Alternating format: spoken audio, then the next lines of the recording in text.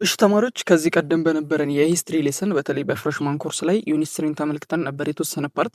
ለምሳሌ እንደና አክሱም ስቴት እንዴት ሪፎርም እንደሆነ ራሱ ስቴት ምን ማለት እንደሆነ ስቴት ራሱ በራሱ በታሪክ ውስጥ እንዴት ታሪክ ስቴቶች እንዲፎርም ሊሆኑ እንደሚችሉ ተመልክተን ነበር። ከዚህም ባለፈ እንግዲህ ከአክሱም ባለፈ ሌሎች ከአክሱም በፊት የነበረው አንሸንት ስቴቶች እነማን እንደሆኑ ተመልክተን ነበር። በዚህኛው ሴሽናችን ደግሞ ከአክሱም ዲክላይኔሽን ወይ ደግሞ ዲክላይን ከሆነበት ታይም ላይን አንስተን እስከ እዚህ ዩኒት ማብቂያ ወይም ዩኒት ስሪ ማብቂያ ድረስ ያሉትን እስከነ ዛጉዌ ዳይናስቲ ምን ይመስላል የሚለውን እንደዚሁም ምን አይነት ትሬድ ላይኖች እና ሌሎች ፊቸሮች አላቸው የሚሉትንም በጥቅሉ የምንመለከትበት ልስን ነው የሚሆነው። የመጀመሪያው ዘ አክሱም ስቴት ዲክሌን ሲንስ ሌት 7th ሴንቸሪስ ቢኮዝ ኦፍ ኢንተርናል ኤንድ ኤክስተርናል ቻሌንጅ ይላል። እንግዲህ ምንድነው የሚለው የአክሱም መንግስት መዳከም ወይ ደግሞ መውደቅ የጀመረው ከ7ኛው ክፍለ ዘመን መጨረሻ ጀምሮ እንግዲህ በውስጣዊና በውጫዊ ተግዳሮቶች ምክንያት ወይም ደግሞ ምክንያቶች ምክንያት እየተንኮታኮተ የመጣበትን ታይም ላይን ነው የሚነግራችሁ ወይም ደግሞ ምክንያቱ ይህ ነው ይላችኋል። ሁለተኛው ኤንቫይሮንመንታል ዲግሬሽን ዲክላይን አግሪካልቸራል ፕሮዳክቲቪቲ ኤንድ ፖሲብል ቱ ፕለግ ኢንፌስቴሽን ቱ ስታርትድ ቱ ዊክን ኢት ይላል። እንግዲህ የአካባቢው መራቆት ወይ ደግሞ የኢንቫይሮንመንታል ዲግሬሽን የሚባለው እንደዚሁም ደግሞ የእርሻ ምርታማነታቸው ቀስ በቀስ ዲክላይን እያደረገ መጣ። ምናልባትም ሌሎችም የፕሌግ ኢንፌስቴሽን የሚባለው ይሄ በተለምዶ ወረርሽኛ የሚባለው አይነት በሽታ መከሰቱ መንግስታቸው እንዲዳከም ወይም የአክሱም ስቴት እንዲዳከም ዋነኛ ምክንያት እንደሆነ ታሪክ ይነግረናል ማለት ነው። ሌላኛው with the destruction of the port of Adolis by the Arabian around 702 the international lifeline of state was cut ይላል። እንግዲህ ምንድነው የሆነው በ702 አካባቢ ላይ እንግዲህ የፖርት አዶሊስ ሙሉ በሙሉ በአረቢያን ዲክላይን እንዲሁ ደግሞ በፊት የነበረው የአረብ ቁጥጥር የአክሱም ቁጥጥር በአረቦች መውደም የመንግስታቱ መውደቅ ወይ ደግሞ የንግድ መስመራቸው መሰበር ዋነኛው ዲክላይን እንዲያደርጉ በ702 ዋነኛ ምክንያት ሆናቸው ማለት ነው። ሌላኛው አክሱም ኢንተርናሽናል ትሬድ ከም አንደር ዘ ኮንትሮል ኦፍ ራይሲንግ ኦፍ ኤክስፔንሽን ኦፍ አረቢክ ሙስሊም ይላል። እንግዲህ ከዚህ በኋላ ምንድን እየሆነ ያለው የአክሱም ኢንተርናሽናል ትሬድ ላይኑ ወደ አረቢያን ሙስሊሞች ወይም ደግሞ ሙሉ በሙሉ ተቆጣጠሩበት በአረቢያን ሙስሊሞች ቁጥጥር ስር ሊወድቅ ቻለ ማለት ነው።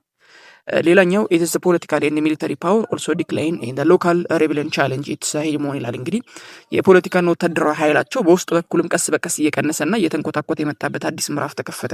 የሀገር ውስጥ አመጾች እርስ በራስ እየተጋደሉ ወይም ደግሞ እርስ በራሳቸው ለኃይል ሽሚያ ሲያደርጉ በአክሱም ላይ እንግዲህ ዲክላይን እንዲያደርግ የተነሱበትን ዋነኛ ምክንያት ትመለከታላችሁ። ወይም ለመውደቅ ዋነኛ ምክንያት ነው። ፋይናሊ ሬቤሊየን ኦፍ ቤጃ ኤንድ ዳጋዌ ኤንድ ኩዊን ባኒ አልሃማያ የሚባለው ወይ ደግሞ የንግስቲቱ በተለምዶ ዩዲት የምንጠራት ማለት ፋይናል ሴል ቱ ኮላፕስ ኦፍ አክሱም ስቴት የዩዲት አመፅን ጨምሮ የሀገር ውስጥ የንግስቲቷ እንደዚሁም የቤጃ በመጨረሻም ለመንግስቱ እንዲኮታኮትና እንዲወድቅ ዋነኛ ምክንያት ሆነዋል።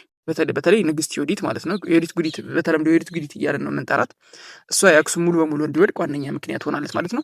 ኢንድ አቺቭመንት ኢንክሉዲንግ ሰርቫይቪንግ ኢንዲጂነስ ስክሪፕሽን ኤንድ ካላንደር አስ ዌል አስ ኢኦሲ የሚባለው እንግዲህ ሄሞንስ ኤንድ ቻንት ኦፍ ፔንቲንግ ኤንድ ዳይቨርሲፋይ ክራሚክ ቶል ክራይመክቶሎች እንደዚሁም ደግሞ ኢቮሪኬር የተለያዩ አይነት ቢልዲንጎች ትራዲሽናል ፓላሶችን በመገንባት ስኬታማ እንደነበሩ ነው የሚነገረው። የቆዩ በጣም ትልልቅ የሚባሉ ፊደላቶችን ድንጋይ ላይ ጽሁፎችን ጨምሮ የአክሱም የኦርቶዶክስ ተዋሕዶ ቤተክርስቲያን መዝሙሮች፣ ስዕሎች በአጠቃላይ የእነሱ ሲግኒፊካንሲ ነበራቸው ወይም ደግሞ በእነሱ በነበሩበት ታይም ላይ የነበረ ትልቅ ለውጦች ነበሩ ተብሎ ይታመናል። It also developed the complex administration and the governmental systems that agricultural system including the irrigation ይላል። እንግዲህ በተጨማሪም ኮምፕሌክስ የሆነ አድሚኒስትሬቲቭ ስታፍ ነበራቸው ወይም ደግሞ በጣም ስትራክቸርድ እና የተዋቀረ ሊባል የሚችል እንደዚሁም ከዚህም ባለፈ ኢሪጌሽንን ተጠቅመው በእንትን ውስጥ በግብርና ውስጥ ትልቅ ሚና እንደነበራቸውና ስኬታማ ሊሆኑ እንደቻሉ ብዙዎች ይመለከቷቸዋል ወይም ደግሞ እንደ ማሳያ ያደርጓቸዋል የአክሱም ስቴትን ማለት ነው። ኢት ኦልሶ ዲቨሎፕድ ኮምፕሌክስ አድሚኒስትሬቲቭ ይሄኛውን ተመለከትን። ዳጋው ኤሊት ፓርት ኦፍ አክሱም ስቴት ስትራክቸር ሰርቪንግ ሶልጀር ኤንድ ፈንክሽነር ፎር ደ ላስት 4th ሴንቸሪ ይላል። እንግዲህ የአገው ሊቃን ወይ ደግሞ አገው ኤሊትስ የሚባሉት ማለት ነው ቢያንስ ለ4 ክፍለ ዘመናት ያክል እንደ ወታደር ሆኖ አብረዋቸው ተቀላቅለዋቸው ቆይተው ነበር። በአክሱም ስቴት ውስጥ ደግሞ የአገው ህዝብ በአክሱም ውስጥ እንደ ወታደር እንደተለያየ ሰርቭ እያደረገ እያገለግላቸው ቆይቶ ነበር። በመጨረሻም አፍተር ኢንቴግሬሽን ሶ ዌል ዊዝ አክሱም ሩሊንግ ክላስ ዘይ ሰክሰስፉሊ ቴክ ኦቨር ኦፍ ስቴት አድሚኒስትሬሽን እንዳል ከአክሱም ገዢ መደብ ሙሉ በሙሉ መውደቅ በኋላ እንግዲህ ከተዋዱ በኋላ ማለት ነው የመንግስታቱ አስተዳደር በተሳካ ሁኔታ እንዲቆጣጠሩና እንዲወድቁ አደረጓቸው ወይም ደግሞ እነሱ ስልጣናቸውን መቆጣጠር ቻሉ። አኮርዲንግሊ ዳጋው የሚባለው ፕሪንስ መርሃ ተክለ ሃይማኖት ሜሪድ መሶበ ወርቅ ኤንድ ዳውተር ኦፍ ዘ ላስት አክሱም ኪንግ ኦፍ ድልናኦድ ይላል። በዚህ መሰረት እንግዲህ የአገው መሳፍንት የሆነው መርሃ ተክለ ሃይማኖት የመጨረሻውን የአክሱም ንጉስ ወይም ደግሞ የድልናኦድን ልጅ መሶበ ወርቅን አገባ ወይም ደግሞ ፖለቲካል ሜሬጅ ይባላል። አይዶ ይሄ ፖለቲካል ሜሬጅ የሆነ አይሆን አላውቅም፣ በሂስትሪ ውስጥ ግን አለ።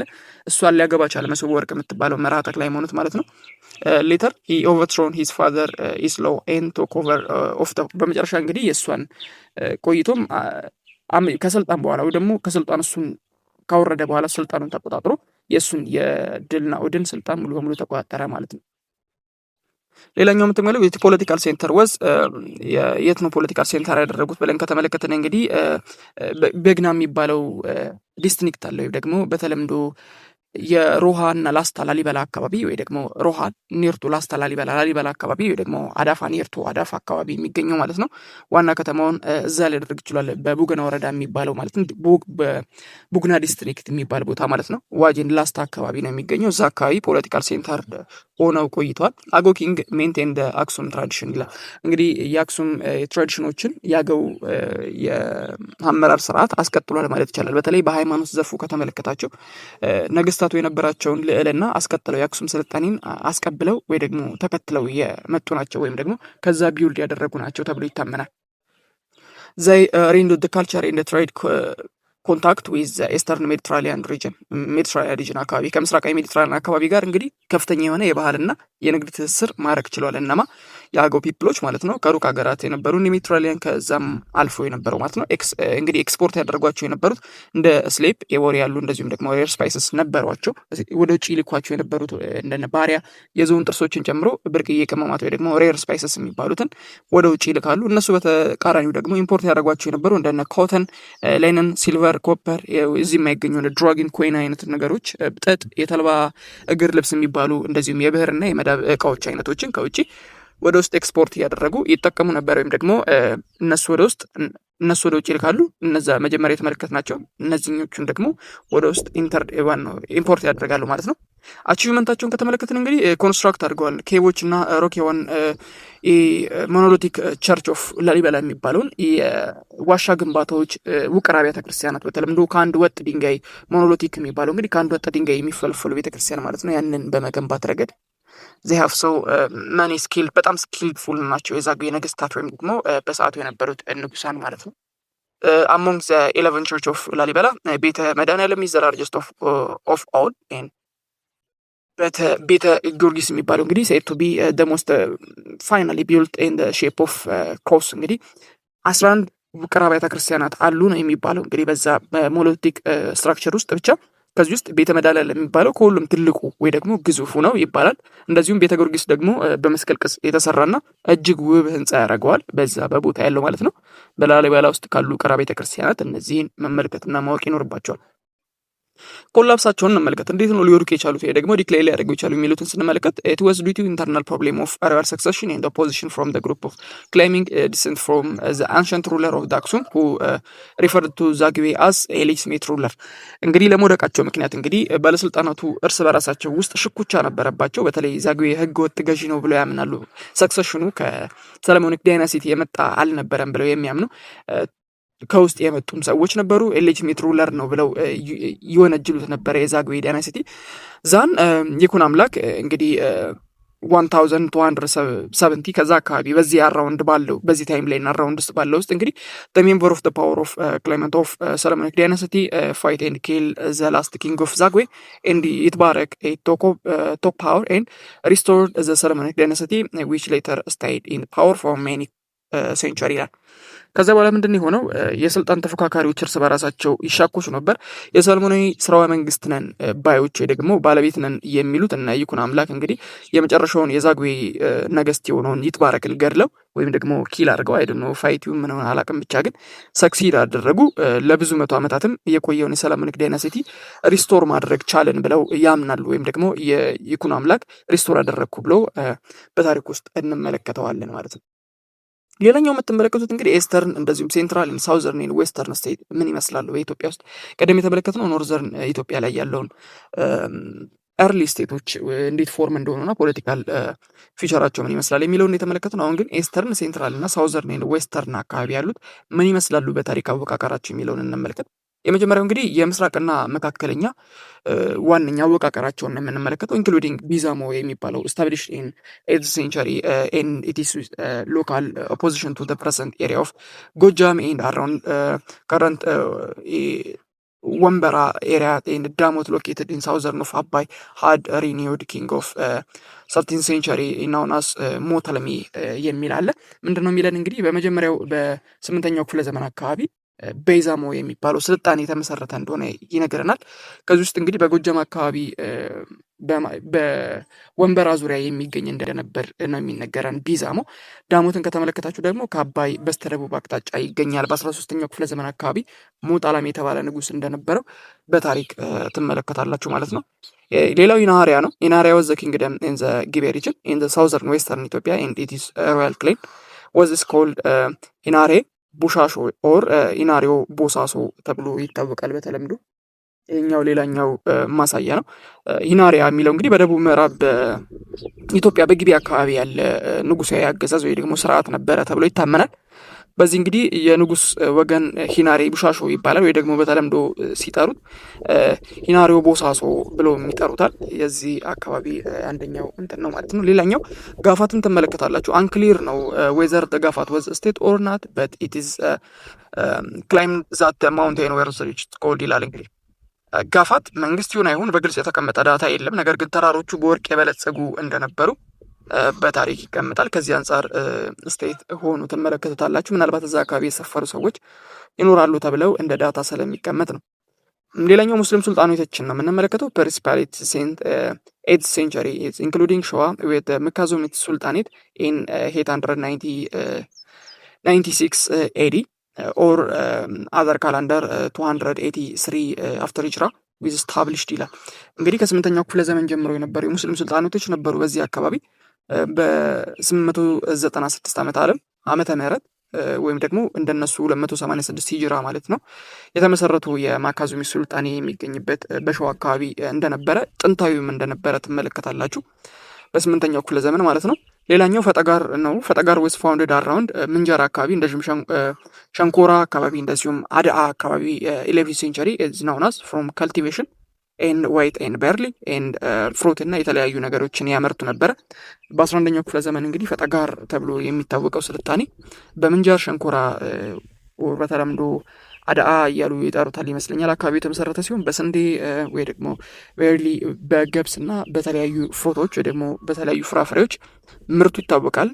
በጎችን ያረቡ ነበር፣ እንደዚሁም ፍየሎችን ያረቡ ነበረ። ወይም የተደባለቀ አይነት የግብርና ስትራክቸር ነበራቸው ተብሎ ይታመናል።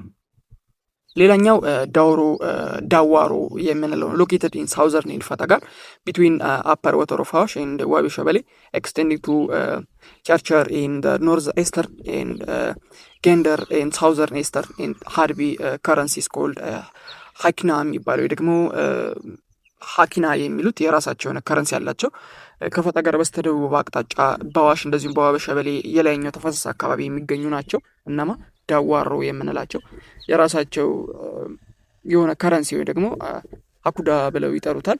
የራሳቸው የሆነ መገበያ ከረንሲ ነበራቸው። ይህን ትመለከታላችሁ። ሌላኛው ባሊ ነው። ኢት ዋዝ ኤክስቴንሲቭ ኪንግደም ኦኩፓይ ዘ ሃይት ፕላቶ ኤንድ ሰፓሬትድ ቤዝን ኦፍ ሸበሌ ኤንድ ሪፍት ቫሊ ሌክስ ይላል። ሌላኛው ባሊ ስልጣኔን ትመለከታላችሁ። በከፍተኛ ቦታዎች ላይ የሚገኝ ነው። እንግዲህ ከላይ እንደተመለከት ነው ዳሃየር ፕሌቶች አካባቢ ይገኛል ብለዋል።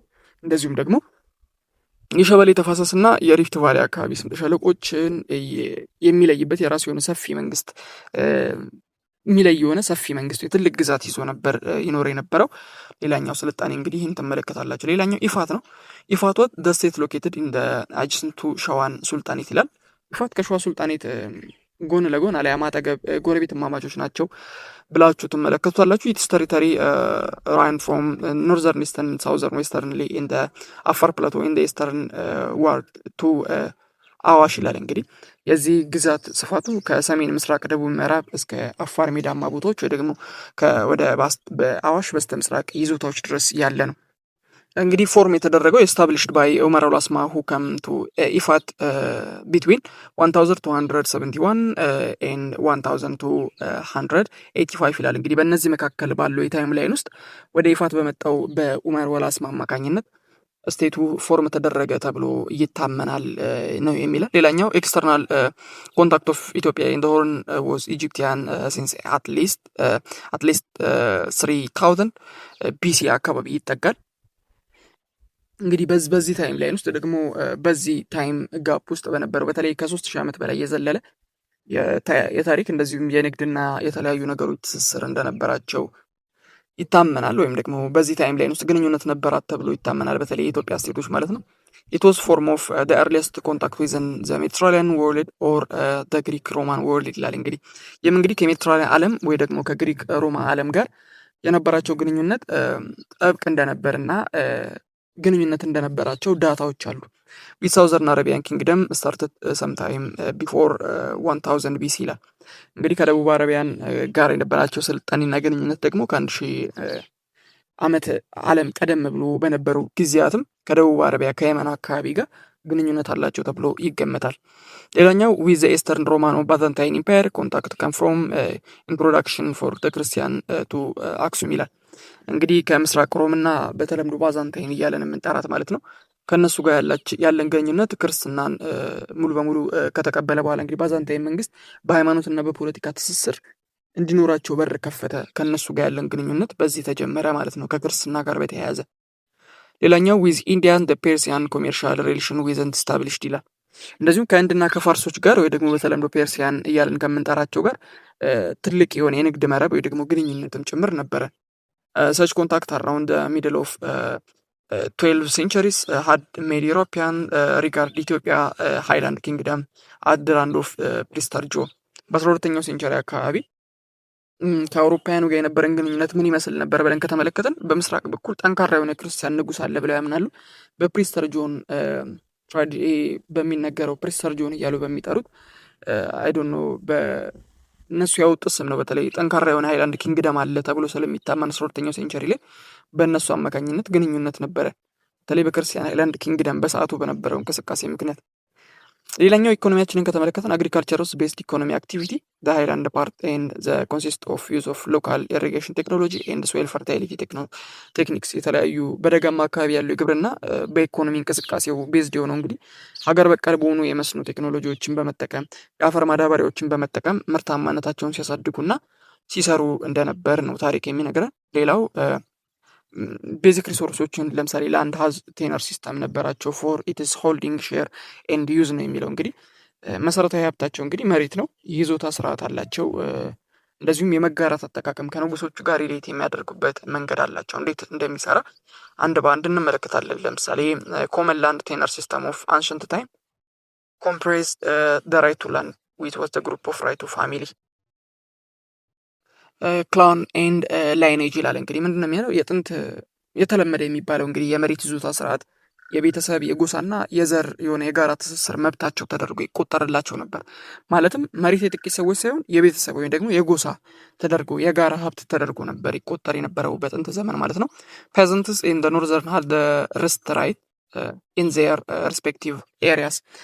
እንግዲህ በሰሜን ኢትዮጵያ በነበረው ርስት ማለት እንግዲህ የአንድ ሰው ከዘሩ የሚወረስ ወይ ደግሞ መሬቱ በውርስ የሚመጣ ሄሬዲተሪ የሆነ ራይታቸው የሚጠቀሙበት የቤተሰቡ መገለጫ ተደርጎ ይታመናል በሰሜን አካባቢ። ኔክስት ርስት ኢዝ ካይንድስ ኦፍ ኮሚናል በርዝ ራይት ቱ ላንድ ይላል። ርስት ማለት እንግዲህ በውልደት ከምናገኛቸው የጋራ የመሬት ባለቤትነት መብቶቻችን አይነቶች አንዱ ወይም ደግሞ ከምናገኛቸው ከሚሰጠን አንድ ሰው በአንድ አካባቢ ከተወለደ ያንን መሬት የመጠቀም መብት አለው፣ በተወለደበት በልደት ቦታ የመጠቀም ራይት አለው ብሎ ይታመናል በሰዓቱ። ርስት ኦነር ዌር ናውናስ ባለ ርስት ይባላል። እንግዲህ ምን ይባላል? የርስት ኦነሮች በተለምዶ መሬት ያላቸው ሰዎች በክብር ባለ ርስት ተብለው እንዲጠሩ እያደርጉ ነበር። በሰሜን አካባቢ ያለው ስርዓት ነው እንግዲህ but they paid a tribute to the state which was collected by the state functioner or the official who were given to guilt right over the area and the population they administrated or behalf of the state ይላል። ነገር ግን እነዚህ በመንግስት ስም ለሚተዳደሩ አካባቢዎች በተለይ አገዛዝ ያላቸው አካባቢዎች ህዝቡን የጉልት መብት በተሰጠበት የመንግስት ስርዓት ውስጥ ሹመኞችን ለማገልገል ለመንግስት ስርዓት ግብር እንዲከፍሉ ይደረጋሉ። ማለትም ገበሬው መሬቱን ቢጠቀምም ለሚሾሙት የግብር ባለቤቶች ግብር እንዲከፍል ይደረጋል። ሹመቴዎቹ ደግሞ ግብሩን ወስደው ለመንግስት ተወካዮች ይሰጣሉ፣ ወይም ደግሞ ተወካዮች ይጠቀማሉ። ለመንግስትም ትሪቢዩት ወይ ደግሞ ግብሩን ይከፍላሉ ማለት ነው። ጉልቲዝ ራይት ቱ ላይ ወይ ደግሞ ኢምፖዝ ትሪቢዩት ቱ ርስት ኦነርስ ኤንድ ፕሮዲውስ ይላል። ጉልት ማለት በተለምዶ ምንድነው? በርስት ባለቤቶች ለምሳሌ ምርት ላይ ግብር ይመጣል ወይም ደግሞ የመሰብሰብ መብታቸውን ይመለከታል ጉልት ራይት የሚባለው። ጉልት ማለት በራሱ አንድ ሹመኛ ገበሬው ምርት ላይ የተወሰነ ለራሱ ለመንግስትም የሚሆን ብድር የመሰብሰብ መብት ራይት ይሰጠዋል። ኔክስት የምንመለከተው ዘ ትሪቢዩት ኮሌክትድ ባይ ባለ ጉልት ኤንድ ፓርትሊ አሎትድ ፎር ዜር ኦን አፕካም ኤንድ ሬስት ዌር ሴንት ቱ ኢምፔሪያል ሴንተር ይላል። እንግዲህ ባለጉልቱ የሚሰበስበው ግብር አለ። ለራሳቸው መተዳደሪያ የሚሆናቸውን አስቀርተው ለመንግስት ይሰጣሉ፣ ወይም ደግሞ ለመንግስት የተሰበሰበውን ግብር ይከፍላሉ ማለት ነው፣ በተለምዶ ማለት ነው። ለምሳሌ እንዴት ነው የሚደረገው ብለን ከተመለከትም ባለጉልቶች የሰበሰቡት እህል ይኖራል ለምሳሌ ከገበሬው። ከዛ እህል ውስጥ ምን ያደርጋሉ? እነሱ ለመንግስት የሚሆነውን ያክል ይሰጣሉ፣ እንደዚሁም ለራሳቸው የሚሆነውን ያክል ሊያስቀሩ ወይም ደግሞ ሊሰበስቡ ይችላሉ። ጉልት ራይት ዛት ቢካም ቱ ሄሬዲተሪ ወዝ ስኮልድ ርስት ጉልት ይባላል። በተለምዶ በውርስ የሚተላለፍ የጉልት መብት ወይ ደግሞ ራይት ርስት ጉልት እየተባለ ይጠራል። ለምሳሌ አባትየው ይሞት ልጅየው በውርስ አማካኝነት የሚተላለፍለት ከሆነ ርስቱ የርስተ ጉልት ይሉታል። ሲጠሩት ርስተ ጉልት ይመስለኛል፣ እንደዛ እየተባለ ይጠራል። ኢንዲጂነስ ሃንድክራፍት ቴክኖሎጂ ሰች አስ አርቲሲያን ኤግዚስት ሲንስ አንሸንት ፔሪድ።